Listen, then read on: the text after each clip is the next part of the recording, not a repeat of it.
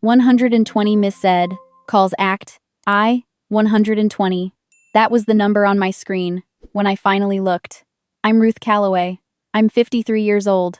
I do other people's taxes for a living, which means I have spent the better part of 3 decades believing that every problem has a correct answer if you're patient enough to find it. 120 calls, all from the same number, all between 11:47 at night and 2:17 in the morning. Stacy Lennon. I had saved her name 8 months ago when Brian texted it to me. Just in case of emergency, he said. As if his new girlfriend was something I needed to file away for safekeeping. I had stared at that text for a long time. Then I saved the contact because that's what I do. I keep records. I maintain systems. I make sure things don't fall through the cracks, even the things I'd rather let fall. I was standing at the kitchen counter when I looked at the screen. The electric kettle had boiled at 1:30 and I'd forgotten to turn it off. The smell of overheated metal was faint, but they're the kind of smell that means something is waiting to be dealt with. Streetlight came through the window in a long yellow stripe across the floor. Everything was still. Everything was exactly how I'd left it, which should have felt like peace but felt more like the held breath before someone knocks. I set the phone face down again. That was the thing about 120 calls. They meant she was drowning. You don't call anyone that many times unless the ground has gone out from under you, and you're grabbing at whatever's closest. I knew that feeling. I had lived that feeling for most of my 40s. But I had never, not once, in 22 years of marriage or 14 months since the divorce, been the person Brian called when the ground went out. That was the first thing I thought. Not what's wrong, not what does she want. I thought he didn't call me. The kettle. I crossed the kitchen and unplugged it. The metal ticked in the quiet as it cooled. Through the window, a police cruiser sat parked at the far end of the lot, engine off, light bar dark. I watched it for a moment. Then I turned off the kitchen light and went to bed. I didn't call her back. Not yet. But I didn't sleep either. I lay in the dark and counted backward through the weeks the way I do with client accounts when something doesn't add up. Not with panic, just with patience. Finding the place where the numbers first stopped making sense. It had started 6 weeks ago with Brian's voice on the phone. Aplastic anemia, he said. Severe. The doctors want to meet with both of us. Both of us. I noted the phrasing. Mia had been in the hospital 3 weeks by then. I had been going every day mornings before I opened my laptop, afternoons after client calls, occasional evenings when she couldn't sleep and wanted someone to read to her. Brian came every other day. I wasn't keeping score. I just knew the number because numbers are how I understand the world. He loved Mia. That was real. But there is a difference between loving someone and showing up, and I had spent 22 years being the one who showed up. At the hospital, I sat in a hallway that smelled of industrial cleaner and machine coffee waiting while the nurse finished with Mia's line and doctor. Weston walked past with a chart under his arm and said, without stopping, that they were considering all options, and there were some directions worth discussing. Options. Plural. Brian hadn't said anything about a proposal yet. That came 3 weeks later. He called first, which was unusual. He usually texted. I think the phone call was strategic. Though I don't think he knew it was. He just sensed that what he had to say needed to be delivered in real time, where he could modulate, adjust, hear how I was responding. Brian was very good at reading rooms. It was one of the things I had admired about him early on before I understood that he was reading rooms the way a salesman reads rooms, figuring out what angle to come from. He asked if he could stop by. He showed up with coffee. Vanilla latte, the kind I used to drink when we were married. I had switched to black Americano about 8 months ago. I didn't tell him. I accepted the cup and stood on the other side of the kitchen island while he sat down at my table. The new table, the one I'd bought after the divorce. Slate gray chairs he wouldn't have chosen, and I watched him settle in. He put his phone face down on the table. He always did that. I need to talk to you about something, he said, and I want you to hear it all the way through before you respond. That sentence alone told me several things. It told me he expected resistance. It told me he had rehearsed. And it told me that whatever was coming had been sitting in his mouth for longer than he was going to admit. He explained it the way Brian always explained difficult things, slowly, with pauses that were just long enough to seem like genuine weight rather than performance. The HLA typing had come back.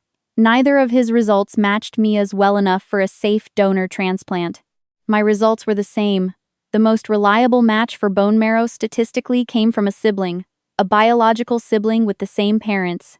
He stopped. Brian used silence the way other people used pressure. He would say a thing, and then wait, and most people would rush to fill the gap, and whatever they said in that rush was usually what he'd been angling toward. I had spent 10 years being the person who filled the gap. I had spent the 4 years after that learning to recognize the technique. I didn't fill it, he said. IVF, pre-implantation genetic testing to select an embryo with a compatible HLA profile. If a sibling were conceived that way, the odds of a viable cord blood or marrow donation improved significantly. I looked at my hands on the counter. My accountant's hands.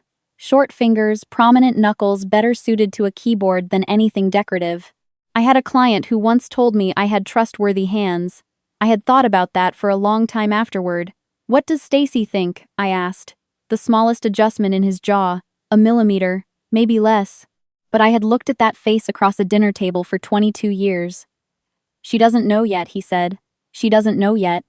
I let that sit. He was at my table asking me to carry a child, and the woman he was living with didn't know he was here. There were 2 possible reasons for that. The first, he wanted to confirm my willingness before raising the idea with her, some misguided courtesy, not wanting to upset her over a plan that might not go anywhere. The second, he wanted me committed before Stacy had the chance to object. Those 2 reasons felt very different. "When are you planning to tell her?" I said. "After we've talked this through?" "We." As if there was still a we that made sense. I didn't say yes. I didn't say no. I asked him 2 more questions about the medical timeline, which he answered with the fluency of a man who had been briefed and had practiced. Then he left. I stood in the kitchen after the door clicked shut. The vanilla latte sat on the counter cooling. I looked at it for a while, then I opened the voice memo app on my phone and set it on the table. Talking through a meeting after the fact was something I had done for years, a habit from the early days of my practice when I couldn't afford to miss a detail. I pressed record, and I summarized what Brian had said in the same flat, orderly way I'd summarize a client consultation. What he'd proposed. What he hadn't said. The exact phrase, "she doesn't know yet." I thought it was just a habit. I didn't know then what I'd use it for. Mia I had gone to see 2 days later on a Tuesday afternoon when the ward was quieter. She was sitting up in the bed with a 1,000-piece jigsaw puzzle on a lap tray, a photograph of a night sky, the kind where everything bleeds into everything else and you can't tell one dark blue from the next. She only worked on it when she thought no one was watching. When I came in, she didn't look up, but the faintest shift in her posture told me she knew I was there. I sat down beside the bed. We looked at the puzzle for a while. "If there was a baby," she said without preamble, the way she asked questions about subjects she had already half-researched on her own, "would the baby have to be told that it was a donor?" "That's a really good question," I said. I looked it up. The law says the parents decide, but ethicists say the person should know. A pause fitting a piece in the lower left corner. "I don't know if I'd want to know. If I were the baby, what would you want?" She set down a piece without placing it. I heard Dad tell Dr. Weston we'd already tried everything. The ward hummed. Somewhere down the hall, a monitor beeped in a steady 2-beat rhythm. "Do you know which doctor said that?" I asked. "Dr. Weston. He's the one who mentioned the other test. The one they hadn't tried yet." She picked up the piece again. Placed it. A small portion of the night sky clicked into shape. I didn't say anything. I looked at the puzzle and thought about the word, everything. It was a word that could mean a great many things, depending on who was defining it. On the drive home, I made a note. Just a note, nothing dramatic. An accountant's notation discrepancy between what the attending said and what the patient reports. Flag for follow-up. 3 weeks later, I found the file. It was in the archive box I kept for Mia's medical paperwork, something I had started when she was 7, a habit I couldn't explain except that I had always been the one who held the records in this family. The box was in my closet, and Brian had asked me to hold on to it when Mia was admitted because he said you're better at that kind of thing, which was true, but I had not yet thought carefully about what it implied. The file was a printed summary from an early consultation. Date at the top 4 months ago. Not 1 month, not recently. 4 months before Brian came to my kitchen table with a cooling cup of vanilla latte and explained the situation to me as if it had just become urgent. I set the paper on the table, and I looked at it for a long time. Then I went to bed and I lay in the dark, and at some point the phone started ringing. 11:47. The name on the screen, Stacy Lennon. I let it ring. 120 calls. The last one at 2:17 in the morning. 2 minutes after I finally stopped pretending to sleep and walked to the kitchen to stand in the dark with an unplugged kettle and a stripe of yellow streetlight on the floor. I picked up the phone. I looked at her name for the last time. Put it down, not because I didn't want to know what she knew, because I wanted to choose the right moment to find out. 120 missed calls Act 2. The question Mia asked me that Tuesday about whether the baby would have to know sat with me for longer than I let on. 10 days had passed since Brian left my kitchen. I had gone to the hospital every morning, same as always, and I had sat beside Mia's bed and read to her, and helped with the puzzle and talked about things that weren't the thing. That was something we were both good at, Mia and I, talking around the edges of what we meant. She got it from me, which I wasn't always proud of. She was working on the lower left quadrant of the night sky when I arrived that Tuesday. She had the puzzle board propped on a tray across her lap, and she didn't look up when I came in, though I knew she heard me. She always heard everything. The monitor beside her beeped its steady two-note rhythm. The room smelled of the chrysanthemums I'd brought the week before, going soft now in their vase, and the particular institutional smell underneath everything antiseptic and thin cotton and recycled air. I sat down in the chair by the window. The chair had a vinyl cushion that squeaked when you shifted, so I tried not to shift. If there's a sibling, Mia said without preamble, still looking at the puzzle, do they have to be told that they were conceived to be a donor? She said conceived to be, not just a donor. She had been researching. That's a good question, I said. The law says the parents decide, but I read that some ethicists think the person has a right to know when they're older. She fit a piece into the upper corner. I don't know which I'd want. If I were the baby, what do you think you'd want? She set a piece down without placing it, looked at it. Dad told Dr. Weston we'd already tried everything. The monitor beeped. He told the doctor that I heard him in the hallway. He said we'd exhausted the options. A pause. But Dr. Weston said there was another compatibility test they wanted to run, one they hadn't done yet. She picked up the piece again, fit it where it belonged. A small section of the Milky Way locked into place. Maybe Dad didn't know about that one. Maybe. I reached over and put my hand on hers, not gripping, just resting. She turned her palm up and held my fingers loosely, the way she had since she was small, not holding on, just making contact. We sat like that for a while. On the drive home, I made a note in my phone. Not an accusation. An accountant's notation discrepancy between what the attending referenced and what the patient reports. Flag for follow-up. That was all I wrote. But I wrote it down because in 22 years of doing this work, I had learned that the details you don't record are the ones that vanish. Carol showed up 4 days later. She called from the road at 6 in the evening. That's her version of advance notice. I'm 45 minutes out. Are you home? I said yes, and she arrived exactly when she said she would, which is the most Carol thing about her. She's 57, and she cut her gray hair short last spring, and she has the kind of eyes that come from 25 years of nursing. She sees what people are doing with their hands before she registers what they're saying with their mouths. She sat down at my kitchen table without being invited. That's also very Carol. I told her everything. The visit from Brian, the vanilla latte, the proposal. She didn't interrupt once, which was unusual for her. When I finished, she was quiet for a moment, looking at the table. Of course he came to you first, she said. Carol, I'm not being cruel. I'm being accurate. She looked up. He always comes to you when there's a problem to solve. That's what you've been for him for as long as I've known you two. The person who figures it out. This is about Mia. It is. I know it is. But here's what I need you to think about. She folded her hands. If Mia weren't sick, if this were any other thing he needed handled, would he be sitting at your table right now? I didn't answer. The kitchen was quiet. The refrigerator hummed. I looked at my hands on the table. The fingers that had filed taxes and sorted insurance documents and organized 14 years of Mia's medical records into an archive box in my closet. The fingers that had signed the divorce papers without asking for more than I was offered because I had convinced myself that I wasn't entitled to ask. Because he had spent so long making that seem reasonable that I had internalized it. Carol put her hand over mine. The question isn't whether to help Mia, she said. The question is whether you're doing this because you want to, or because he's counting on you to. She paused. Do you know the difference right now? I didn't. That was the honest answer. I did not know the difference right then. She stayed for dinner. We didn't talk about Brian again. She drove back to Louisville at 9, and I stood at the window watching her taillights disappear around the curve of the parking lot, and I thought about how strange it was that the person who knew my marriage best from the outside never once said I told you so. She hadn't needed to. The situation was saying it for her. 3 nights after Carol's visit, I was asleep by 10:30. That alone should have told me something was wrong. I hadn't fallen asleep before midnight since the divorce. Some part of me must have been braced for it already waiting because when the phone rang at 1:14 I was awake before the second buzz. I picked it up without looking at the screen. Muscle memory.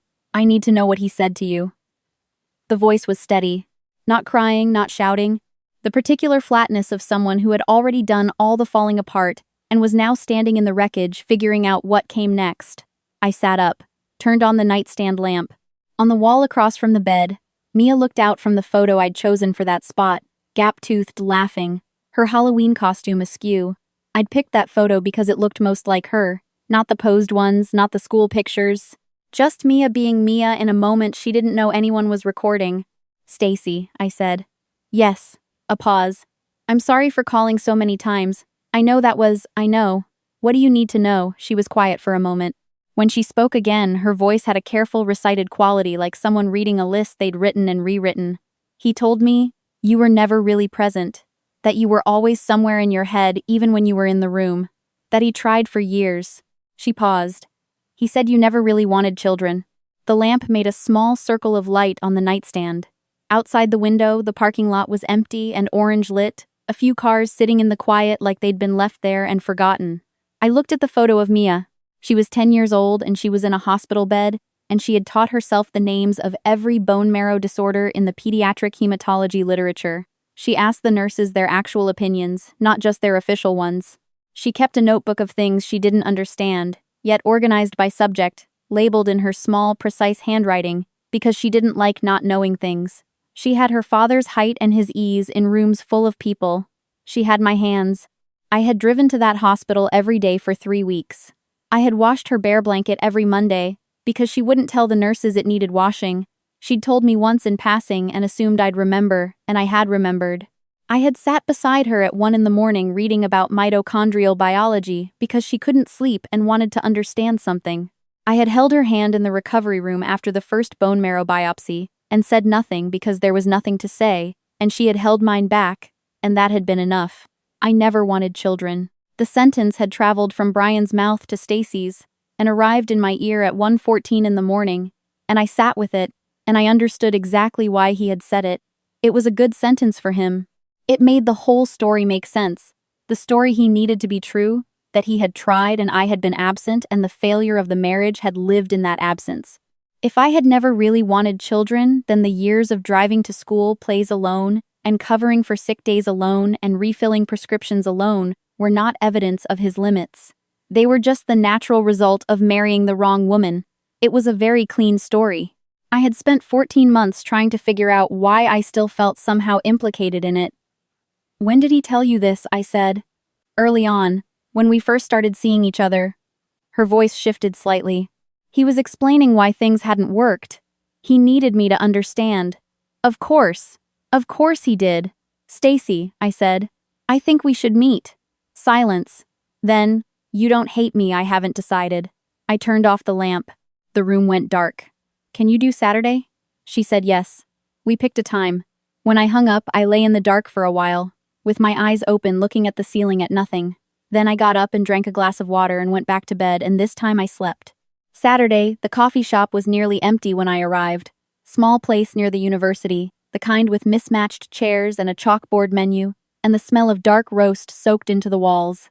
I chose the corner table with my back to the wall, which is a thing I started doing after the divorce without quite noticing I'd started doing it. Stacy came in right on time.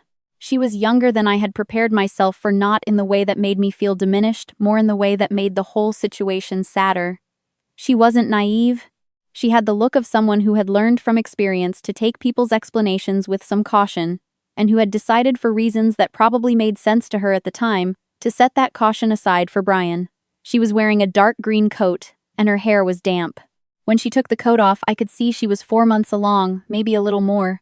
She moved in the careful way of someone navigating a body that was changing faster than she could track. We ordered. Neither of us looked at the menu. "I want to be clear," she said, "that I didn't come here to apologize. I didn't expect you to, and I'm not here to argue about him. I didn't think you were." She looked at her hands around her coffee cup. "He told me you were cold. That you preferred data to people." She looked up at me. "But you were the first person to pick up when I called." I didn't say anything to that. I opened my bag and took out my phone and pulled up the voice memo app and set the phone on the table between us. "This is the day he came to my house," I said. He didn't know I was recording. I do it after every meeting habit from work. I pressed play. Brian's voice filled the small space between our cups. Measured, prepared. The explanation about Mia's diagnosis, the HLA typing the statistics on sibling donors. And then, unhurried, almost gentle, "Stacy doesn't know yet." Stacy's face. I stopped the recording. The shop was quiet around us. Somewhere behind the counter, a milk steamer hissed. "He came to me first," I said, "to make sure I'd agree before you had the chance not to." She was very still for a moment. Then she reached into her own bag and took out her phone. She found what she was looking for and slid it across the table to me. A text thread, and the name at the top wasn't mine. Melissa. The year was 2019. She was never really there. I tried for years. She couldn't connect. I scrolled up. Another thread, a different name a year before that. Different name, same sentences. Not similar, the same. The particular phrasing, the rhythm of it, the specific combination of generous-sounding regret and quiet blame. A draft he had refined over time. A story he had told so many times that I suspected he no longer knew he was telling it. "I found these 3 weeks ago," Stacy said. "I didn't know what to do with them." I handed the phone back. "He has a story," I said, "about every person he's left. The story always has the same supporting character. The woman before. Always." She sat with that. The coffee steamed gently between us. Outside the window, a student walked past with a backpack and headphones, moving fast in the private world of wherever he was going. "I don't know what I'm going to do," she said. "That's your decision to make. But you know what you're going to do about Mia." I looked out the window for a moment. A pigeon was walking along the ledge outside the particular deliberate walk of pigeons, as if they had somewhere important to be. "Not yet," I said. "But I'm getting closer to knowing what questions to ask first." We stayed another hour. We didn't solve anything. That wasn't really the point. When she left, she stood outside the window for a moment, pulling her coat on, and I watched her figure out where she'd parked and walk in that direction, and I thought about what it cost to believe in a version of someone only to find out the version had been custom-built for your consumption. I knew the feeling.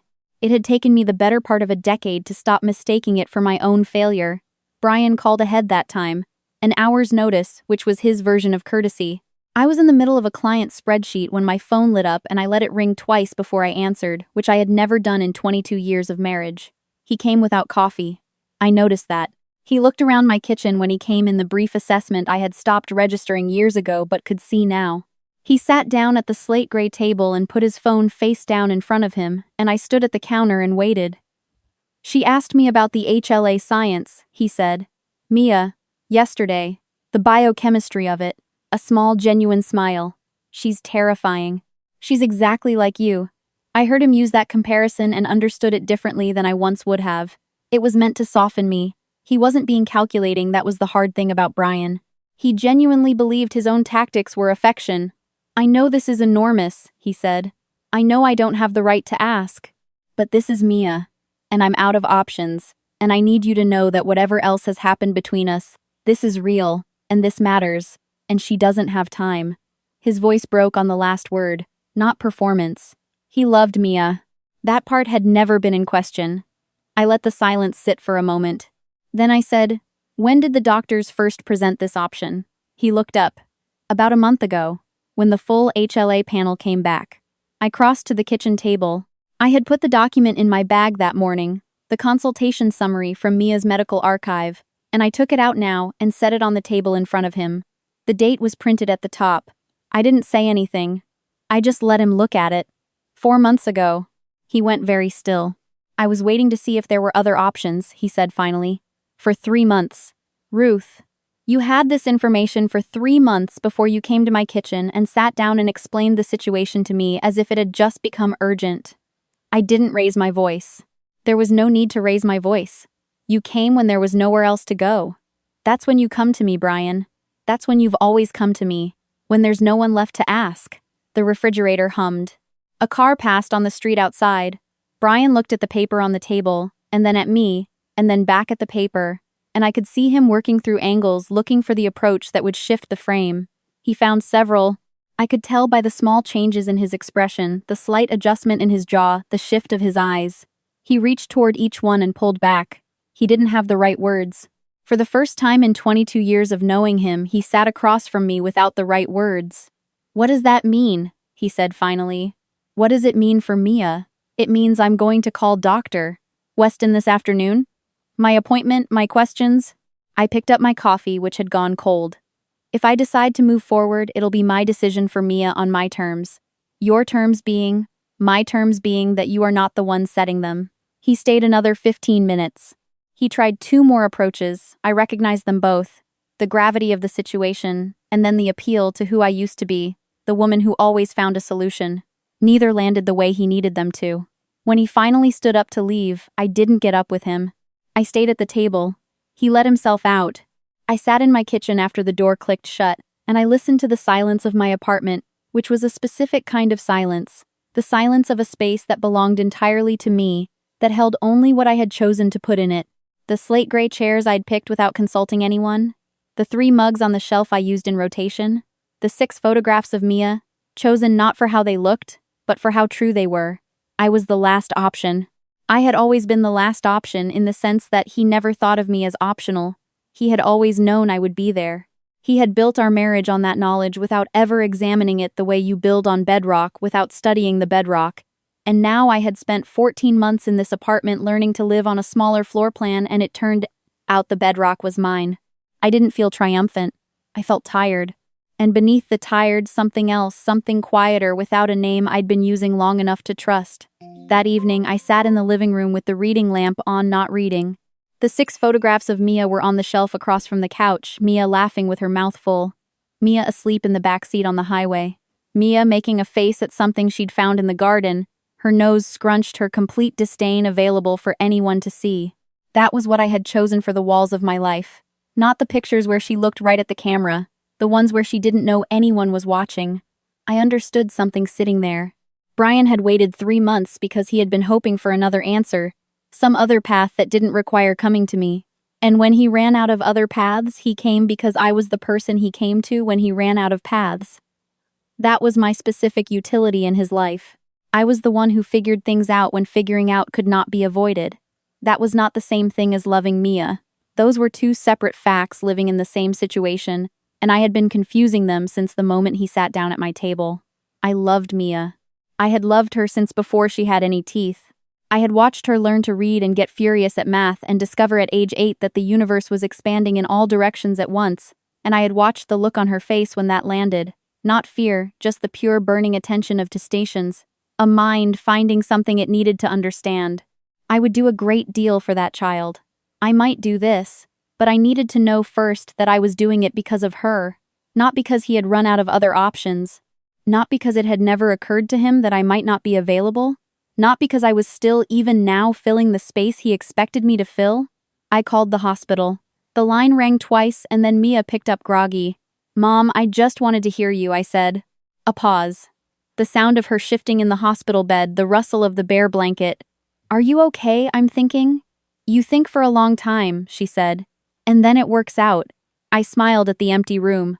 "Go back to sleep, baby. I'm thinking about you." "I know," she said.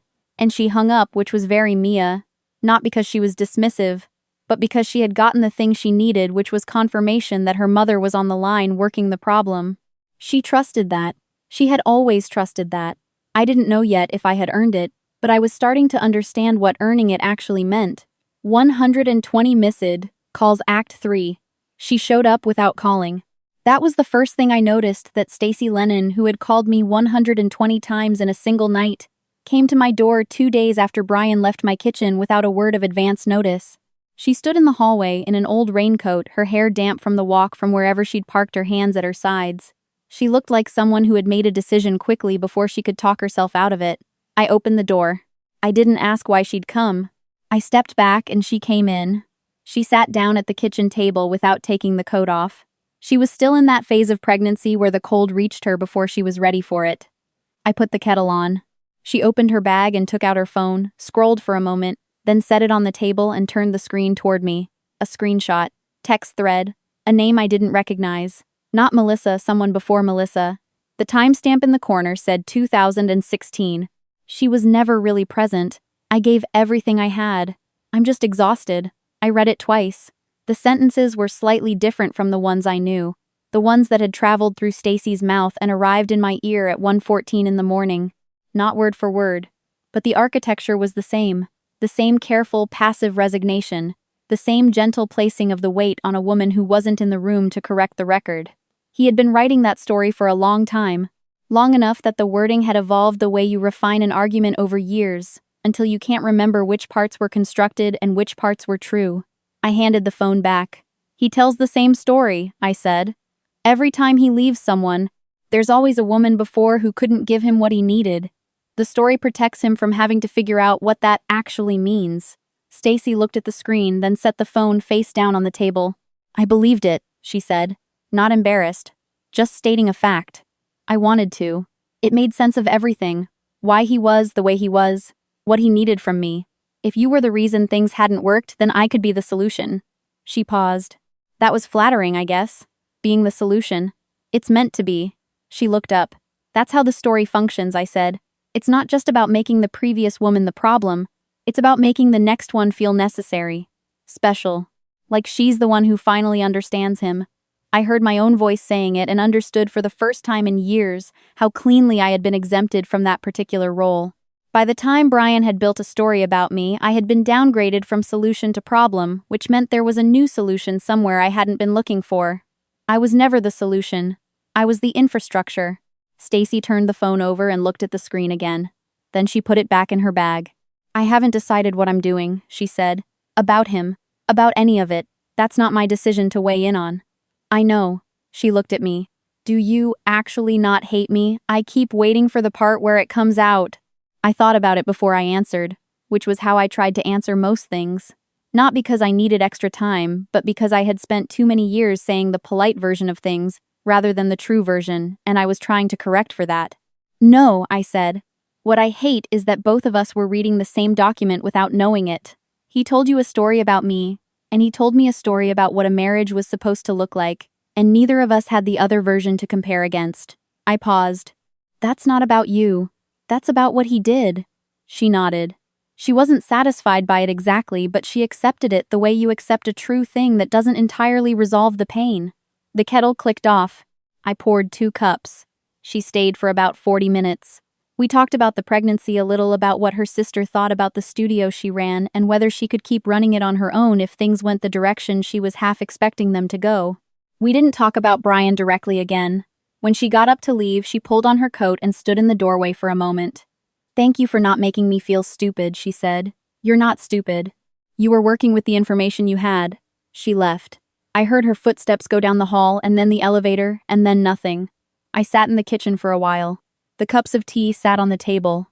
The refrigerator hummed. Outside the window, the afternoon light was going flat, the particular gray gold of autumn in Kentucky, when the sun is low, and there's nothing left to argue about. I had been alone for 14 months. I had been quietly alone for years before that, in a house with other people in it. This was different. This was the quiet of a space I had chosen, with furniture I had picked in a city where my name was on the lease, and only my name. The loneliness I had been managing since the divorce was a specific kind. The loneliness of someone who had organized their life around being needed, and was learning slowly what it meant to exist without that as a center of gravity. I had not been good at it. I had filled the hours with client work and hospital visits, and the meticulous maintenance of small routines. I had not asked whether the small routines were sustaining me, or simply providing something to do. But sitting there after Stacy left, I felt something different. Not less alone, just differently alone. 2 women had been handed the same story about the same man, and had by different roads arrived at the same table. That was not nothing. It was not friendship, or at least not yet. But it was a kind of recognition, and I had not had enough of that. Brian came the next morning. He didn't bring coffee this time. I had half expected that. He knew I'd met with Stacy, not because she'd told him I was certain of that, but because he was practiced at reading the slight adjustments people made when information had shifted under them.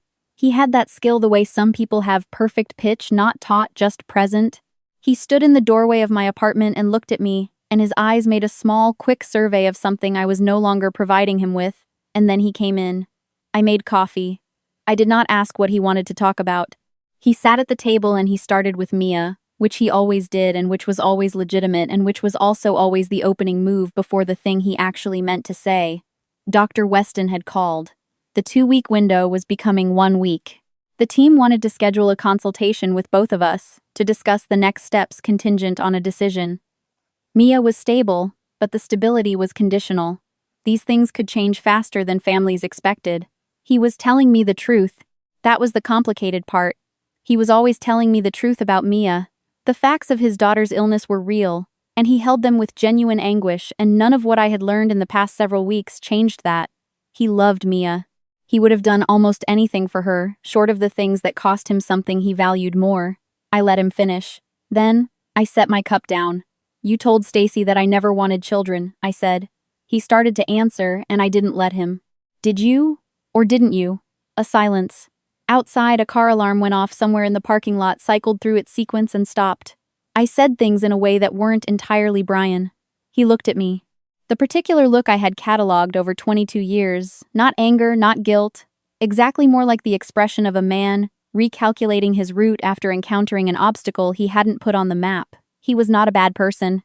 That sentence had taken me years to be able to hold simultaneously with everything else. He was not a bad person. He had simply built his life on certain assumptions about me that he had never had to examine because I had never made him examine them. You said it to Melissa in 2019, I said. Someone before her in 2016. And now to Stacy. I watched his face. The same words, Brian. Not similar. The same. He was quiet. Mia, he started. One word deployed the way he always deployed it, as an entire argument compressed into a name. As if the reality of our daughter's situation was sufficient to suspend every other conversation. I know, I said. I know Mia is real. I know her illness is real. I know the timeline is real, and the medicine is real, and everything you've said about the procedure is accurate. I got up and walked to the window. The parking lot below was mostly empty. A woman I didn't recognize was walking a dog with the unhurried pace of someone with nowhere pressing to be. But you waited 3 months before you came to me. You sat on this for 3 months, Brian, and you came to my door when there was no one left to ask. Not because I was the right person to ask first. Because I was the last one who hadn't said no yet. He didn't respond. I turned around. You told the woman who is carrying your child that the mother of your daughter never wanted that daughter. I said it evenly. Not to wound him. Because I needed him to hear it said plainly by me in my own kitchen without me softening it into something he could manage. You did that so she would understand why things hadn't worked between us. Because you needed her to believe a story about me that let you be the good one. Something moved through his face. Not defensiveness. Not the recalculation. Something older and less practiced.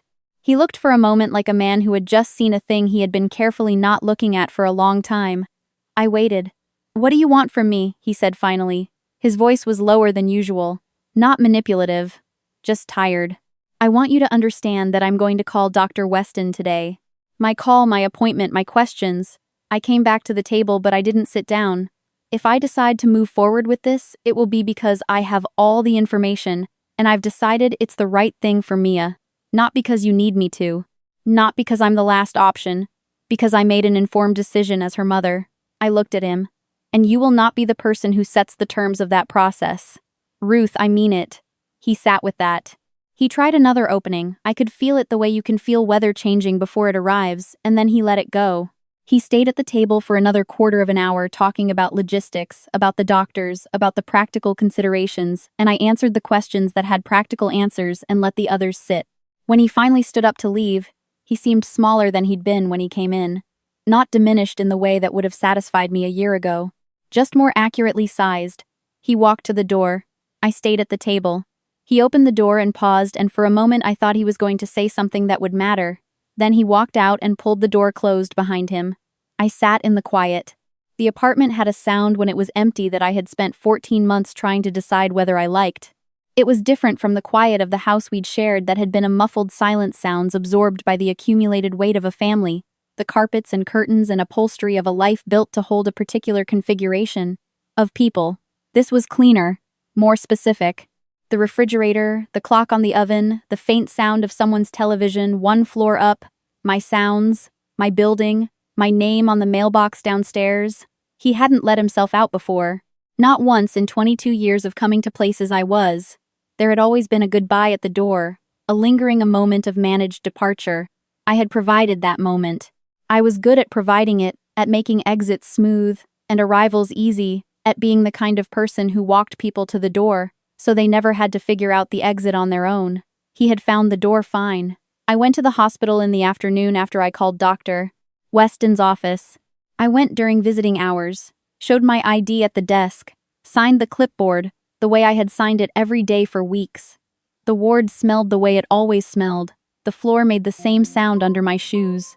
I knew which elevator was faster and which nurse on the afternoon shift would give me an extra 5 minutes past the hour if I asked. Mia's door was half open. She was working on the puzzle, which was not a surprise. She only put it away when she was expecting someone, and she hadn't been expecting me at this hour. The night sky was mostly assembled now, the dense core of the Milky Way locked in the edges, filling in piecemeal. She had a system for it that she hadn't explained to me, and I hadn't asked about. It was clearly a system. That was enough. I sat down in the vinyl chair. The monitor beeped. Mia did not look up. "You're thinking so loudly I can hear it from here," she said. "I'm working on it." She fit a piece into the upper left quadrant. The small, satisfied sound she made when something clicked into place, a sound she'd been making since she was 4 years old with foam puzzles on the playroom floor. "Did you talk to Dad?" "Yes." And I looked at my daughter. The way she bent over the tray, her tongue pressed to her lower lip in concentration, the same habit she'd had since before she started school. The small, deliberate movements of her hands, always more careful with the puzzle than with anything else, because she had figured out early that patience produced better results than force. She was 10 years old, and she was in a hospital bed, and she was working a 1,000-piece jigsaw of the night sky, because she had decided that understanding how difficult a thing was made it more satisfying to finish. She had her father's height. She had my hands. She had gotten her curiosity from somewhere I couldn't fully trace, some intersection of the two of us, and everything she'd decided to do with it on her own. "I haven't decided yet," I said. She nodded, still looking at the puzzle. "But you're going to decide the right way. What does that mean to you?" She looked up. This was the first time she'd looked directly at me since I'd come in. Her eyes were steady, the eyes of someone who had been in a hospital long enough to stop being afraid of hard questions. "It means you're going to get all the information first. You're not going to do it because Dad needs you to. You're going to decide because it's actually the right thing." She paused. "You always do it that way. You just don't always realize that's what you're doing." The monitor beeped its rhythm. "Your dad said you asked him about the biology," I said. "The HLA science." I wanted to understand what I was. She said it simply, without self-pity. Not in a bad way. Just if there's a sibling, I wanted to understand what the connection actually is. Scientifically. She picked up another piece. "It's pretty interesting, actually. Bone marrow is basically the factory. You're not transplanting anything that thinks. Just the instructions. Just the instructions." She had found a way to make it manageable. She was 10 years old, and she had found a way to make it manageable. "I'm going to call the doctor today," I said.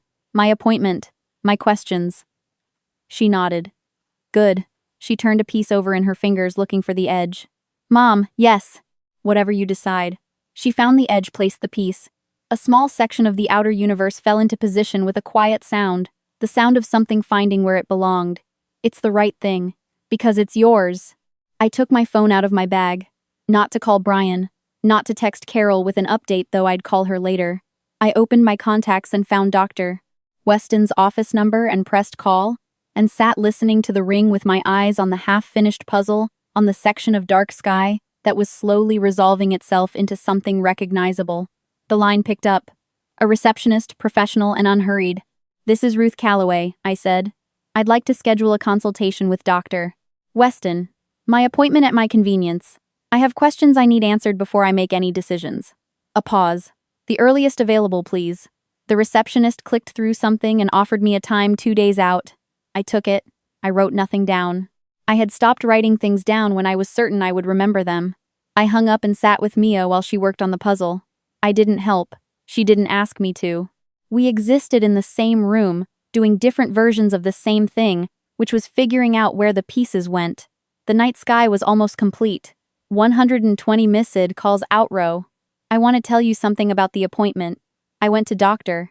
Weston's office 2 days later, alone with a list of questions I had written in the order I needed them answered. Not the order anyone else had presented the situation in. Not the order Brian had given me with urgency at the front, and everything inconvenient buried in the middle. My order. The questions I needed before I could make a decision that belonged to me. Doctor. Weston was a precise man in his early 50s who had the manner of someone accustomed to delivering difficult information to people who were not prepared to hear it.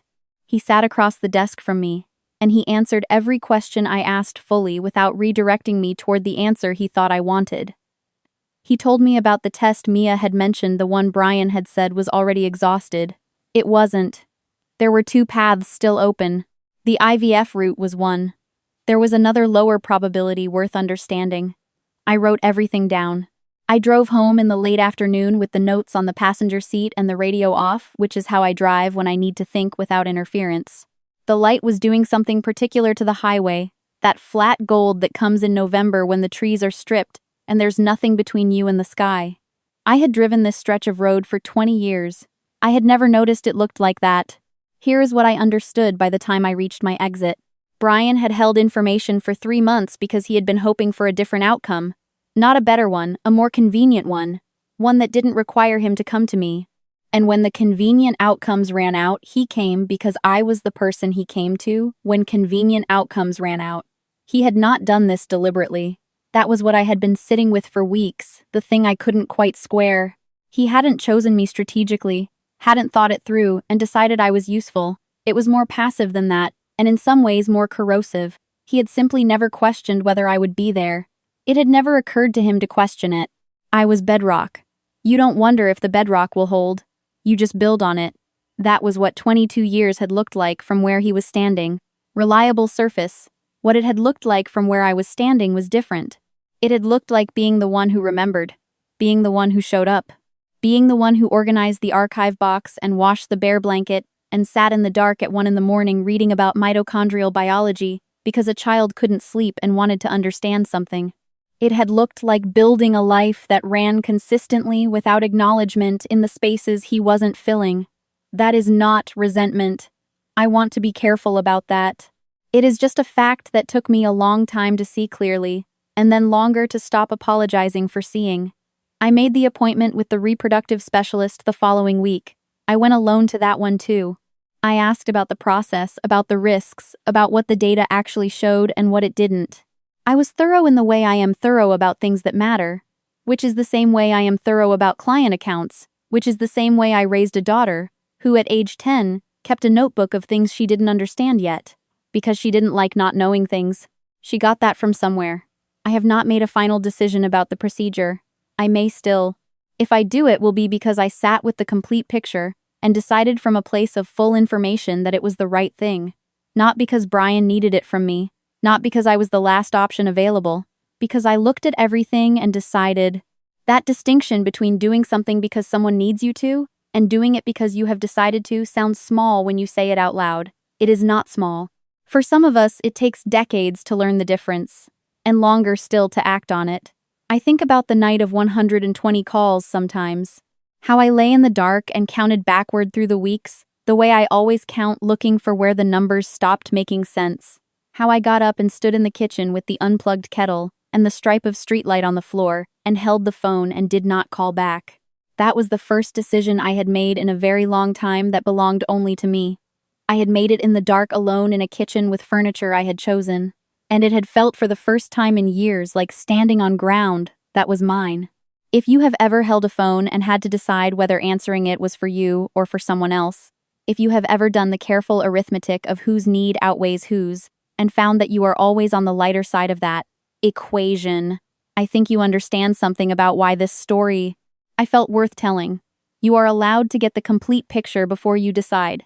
You are allowed to ask your own questions in your own order. You are allowed to let people find the door on their own. What have you been building on? And is it bedrock that belongs to you? Or just the habit of being there when someone needed somewhere solid to stand? If this story reached you somewhere, leave a comment. Someone else is sitting with the same question tonight, and your words might be the thing that makes them feel less alone in it. There are 3 stories living inside this one that never got told fully. Not because they weren't there, they were, but because Ruth's narration could only reach as far as Ruth could see. These are the angles that exist just past the edge of her line of sight. And each one carries something the original story couldn't say directly without breaking the voice that made it work. The story. He told me. This is Stacy's story. Not the version that appears in Ruth's telling where Stacy arrives damp and frightened and gradually becomes someone worth trusting. That version is true, but it's partial. What's missing is everything that happened before the 120 calls. The 2 years during which Stacy Lennon built an entire understanding of herself around a story Brian Calloway told her about a woman she had never met. He said Ruth was cold, that she was somewhere else even when she was in the room, that he had tried for years and it had never been enough. He said it the way people say things they have rehearsed, until the rehearsal fell away and only the belief remained. And Stacy believed him not because she was naive, but because the story was complete. It had the texture of something true. It explained his distances, his particular silences, the way he sometimes looked at her with what she read as gratitude, and she understood now, was relief that she wasn't asking the right questions yet. The lesson buried in this story is one that doesn't get said enough. We are most vulnerable to someone's narrative about another person, when that narrative makes us feel like the exception. When it positions us as the one who finally understands, the one who provides what the previous woman couldn't. That is not love. That is a role. And the role has a built-in expiration date, because the moment we become the woman before the story, will simply be updated to include us. Stacy's story would open the week before Ruth's, before the diagnosis, before any of it, with Stacy making a small domestic decision based entirely on something Brian said about what Ruth used to do. A casserole she doesn't make because Ruth made it, and he didn't like it. A conversation topic she avoids because Ruth used to bring it up and it tired him. The invisible shaping of a woman's life by another woman's ghost, curated by a man who presented it as intimacy. By the end, Stacy would not be a victim, and she would not be a villain. She would be a woman sitting across a table from a voice memo, listening to the sound of a man she loved explaining in his careful, measured way that she didn't know what he was asking yet. And she would be deciding not what to do about Brian, but what to do with the 2 years of herself she had organized around a story that wasn't hers. The question this story leaves in the air: have you ever shaped yourself around someone's description of a person you never met? Have you ever discovered later that the portrait was a management tool? What I watched. This is Carol's story. Carol Whitfield drove 45 minutes from Louisville and arrived in Ruth's kitchen and said the truest things anyone said in the whole arc of this situation. She said them with the confidence of someone who had been watching for a very long time and had finally been asked. But the story doesn't ask the next question, which is, what was it like to watch and not be asked 22 years? Carol was there for all of it, the marriage, the slow dimming, the divorce, the 14 months after. She was the sister who called regularly and listened carefully and understood from the outside exactly what was happening inside a house she was rarely invited into. She had the nurse's particular education in patterns. She had spent 25 years reading the space between what patients said and what their bodies were doing, and she had applied that skill to her sister's marriage, without ever being asked to, and without ever saying what she saw. Not because she didn't want to, because Ruth wasn't ready, because there is a particular kind of love that waits, and Carol had been practicing it for 2 decades, and the practice had its own cost. This story is about the people who stand next to the ones we're watching, who have the full picture and understand they cannot give it to you until you ask. It's about the calculus of intervention, when to speak, when silence is the only respect available, how to hold the truth of someone's situation without letting it become your burden to deliver on their behalf. It's about sisters and what sisters know that they never say and why. The lesson: being someone's witness is not the same as being their keeper. You cannot make people ready to see what they're not ready to see. But you can be there reliably without fanfare available for the moment they finally turn around and ask. Carol's story would end the same place Ruth's does. Ruth calls Dr. Weston. Carol is in her car on the highway back to Louisville, 45 minutes of drive ahead of her, her phone quiet on the passenger seat. And she is thinking about 22 years of knowing, and what it means that her sister finally asked, and what she will do with the next 22. The question for the audience: is there someone in your life who has been watching and waiting to be asked? And is there something you've been watching in someone else that you're holding gently until the right moment? The woman. After this is the most uncomfortable story of the 3 and the most necessary. It takes place 3 years from now. Brian Calloway is in a new relationship. We'll call her Dana. And he is sitting across from her in a restaurant, explaining in his careful, measured way why things didn't work out with Stacy. Dana is listening the way people listen when what they're hearing confirms something they wanted to believe. She is warm toward him. She is finding the gaps she can fill. He says she was never really there for it all. He says I tried for a long time. He says some people just can't handle the weight of a real situation. The name he uses is Stacy. The description he uses was once applied to Ruth. This is the story that turns the mirror all the way around because it forces the question that neither Ruth's story nor Stacy's fully asks, what do we do with the knowledge that the pattern continues, that our clarity, our hard-won understanding, our careful separating of what was ours and what was his? None of it interrupts the script. That somewhere right now, a woman is listening to a story about one of us, and she is feeling like the exception. The lesson this story carries isn't comfortable. It is this, the work of understanding. What happened to you is not primarily about him, it is about you, because he will keep telling the story. The only thing that changes is whether you are still shaped by it or whether you have put it down. Dana does not appear in Ruth's story. Ruth will never meet Dana. But Dana is already in the waiting room of Brian's narrative, and there is nothing Ruth can do about that, and making peace with that, with the limits of clarity, with what understanding can and cannot protect you from, is perhaps the dissection doll, a final lesson of this entire situation. The question, what is the difference between getting closure and expecting the other person to change? Have you ever realized that your healing was never going to produce the outcome you were unconsciously waiting for? A note on all three? These stories share a spine. They are all at bottom about the same thing. The original story is about the gap between the narrative someone gives you and the situation you are actually in. Ruth's story traces that gap from the inside, from the place of someone who was the subject of the narrative and finally got to compare it against the record. Stacy's story traces it from the place of someone who consumed the narrative. Carol's story traces it from the place of someone who watched the narrative operate on someone they loved. The third story traces it forward into the future that none of them can reach. Together they make a portrait of how stories like this move through a life, not just through one woman's but through the constellation of women orbiting a man who knew how to curate his own history and who was never required by anyone to stop. What made you stay longer than you should have? What was the story and where did it come from? Leave your answer below. Someone is reading it who needs to know they're not the only one.